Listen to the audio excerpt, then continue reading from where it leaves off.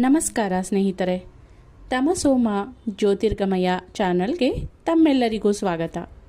ಈ ದಿನ ನಾವು ಧನಲಕ್ಷ್ಮಿ ಪ್ರಾಪ್ತಿಗಾಗಿ ಹೇಳಿಕೊಳ್ಳುವಂತಹ ಗಣೇಶನ ಸ್ತೋತ್ರದ ಬಗ್ಗೆ ತಿಳಿದುಕೊಳ್ಳೋಣ.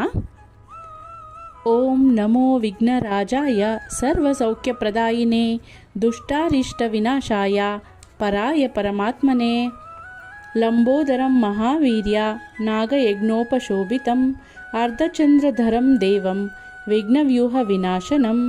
ಓಂ ಹ್ರಾಂ ಹ್ರೀಂ ಹ್ರೂಂ ಹ್ರೈಂ ಹ್ರೌಂ ರಹ ಹೇ ರಂಭಾಯ ನಮೋ ನಮಃ.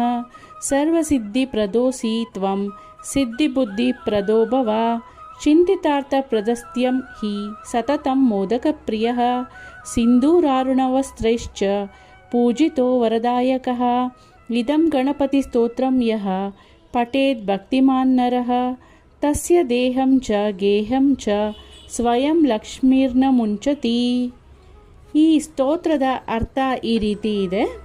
ಸಂಪೂರ್ಣ ಸೌಖ್ಯವನ್ನು ನೀಡುವ ಸಚ್ಚಿದಾನಂದ ಸ್ವರೂಪನಾದ ವಿಘ್ನರಾಜ ಗಣೇಶನಿಗೆ ನಮಸ್ಕಾರ. ದುಷ್ಟ ಅರಿಷ್ಟ ಗ್ರಹಗಳನ್ನು ನಾಶ ಮಾಡುವ ಆ ಪರಾತ್ಪರ ಪರಮಾತ್ಮನಾದ ಗಣಪತಿಗೆ ನಮಸ್ಕಾರ ಮಾಡುವೆನು.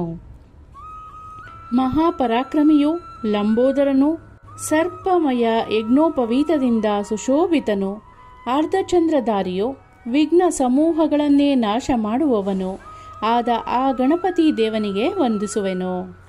ಓಂ ಹ್ರಾಂ ಹ್ರೀಂ ಹ್ರೂಂ ಹ್ರೈಂ ಹ್ರೌಂ ರಹ ಇತ್ಯಾದಿಗಳ ಹೇರಂಬನನ್ನು ನಮಸ್ಕರಿಸುವೆನು. ಆತನು ಎಲ್ಲ ಸಿದ್ಧಿಗಳನ್ನು ನೀಡುವವನಾಗಿದ್ದಾನೆ.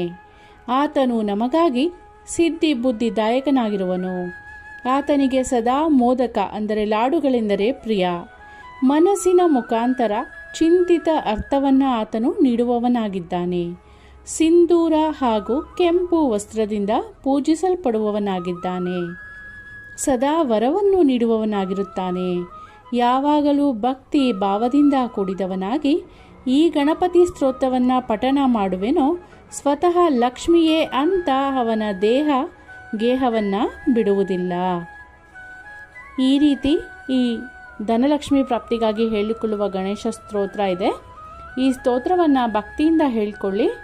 ನಿಮ್ಮ ಎಲ್ಲ ಕಷ್ಟಗಳು ನಿವಾರಣೆ ಆಗತ್ತೆ. ನಿಮಗೆ ದಾರಿದ್ರ್ಯ ನಾಶನವಾಗತ್ತೆ. ಧನಲಕ್ಷ್ಮಿ ಪ್ರಾಪ್ತಿಯಾಗತ್ತೆ. ಧನ್ಯವಾದಗಳು.